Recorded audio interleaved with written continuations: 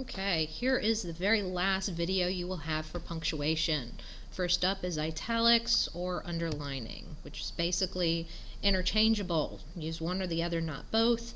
The new rules for MLA do require you to use italics if you are typing something. If you're handwriting, you should underline, so don't try and write sideways. First rule for italicizing is to italicize the titles of larger works of literature, like books or novels, movies, plays, TV shows, the name of magazines or newspapers, works of art, like the Mona Lisa, and ships. I know it's kind of random, but on the side here, ships are also a part of that list, so the Titanic would be italicized. So anytime you have a ship title too. Okay, and here's an example. Just be careful if you're writing about something from a newspaper or a magazine. Yes, that is a funny picture. I think they photoshopped that. But New York Times, the is not a part of the title, so I didn't italicize that or capitalize it. But with the Advocate, it's actually part of the title, so it's capitalized and italicized. Okay, rule 2, use italicizing for words, letters, and figures referred to as such, and for foreign words.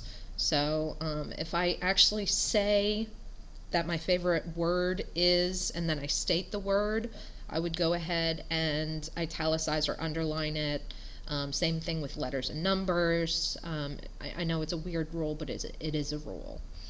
Moving on to quotes, 10 rules. First rule is to use quotes to enclose a direct quotation and commas, a question mark, or an exclamation to set off the quote from the rest of the sentence. So here you have, the girl said both of Mrs. Campbell's daughters like making funny faces, or like making faces. So I always have my comma here, and then I open the quote, and your period goes inside. If you were putting a parenthetical citation afterwards, obviously you wouldn't put the period there though. And here we have, does something smell badly, question mark, she asked. So she asked is still part of the sentence, so it's not capitalized, even though I ended my punctuation here with badly.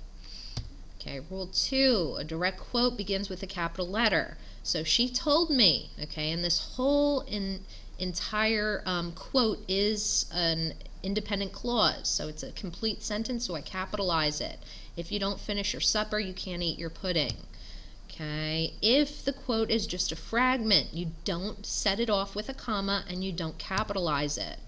So a monster expert called my little green men cute and cuddly balls of fun. So that's not an independent quote. It can't stand alone, so no comma here, no capital C. Okay, when a quoted sentence is divided, the second part begins with a small letter. Okay, so take care, she warned, that you don't barf on my side of the plate.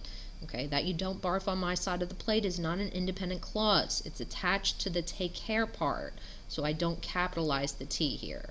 But notice, comma inside to separate it from she warned, and then another comma here to separate it from the rest of the quote.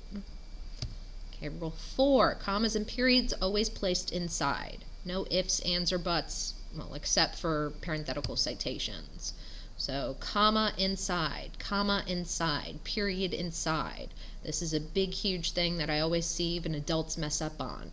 So it's always the commas inside, not outside the quotes. You never put a comma or a period outside quotes, unless, of course, you had that parenthetical citation.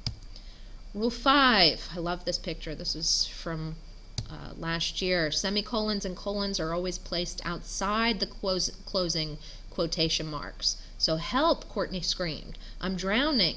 Semicolon. However, her cousins continued to ignore her as they posed for the picture. So poor little Courtney back there. But notice, semicolon always placed outside. Same thing with colons. You never put them in closing quotes. Okay, rule 6, question marks and exclamation points. If it's part of the quote, put it inside. If it's not a part of the quote, put it outside. Okay, and here's examples so you see what I mean. Okay, is that geeky boy really my husband? Okay, that quote is the question, so the question mark goes inside. And yes, that was my husband back in 8th grade, I think. Kind of scary.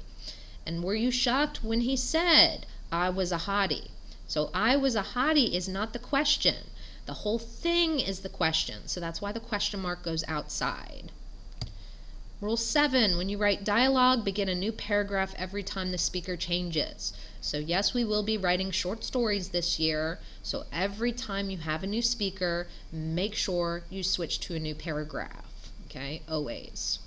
Okay, and if the quoted passage has more than one paragraph, you want to place the quotes at the beginning of each new paragraph, but you only end the quotes at the very last part of what that person is saying. Okay, rule 8, use quotes for titles of short works of literature.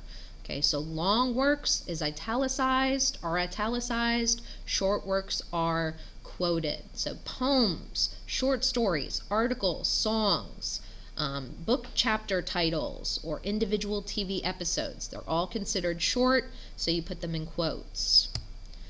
Rule 9, use single quotes to enclose a quote within a quote. That's the only time you use single quotes. So she said for Tuesday read Poe's Cask of Amontillado.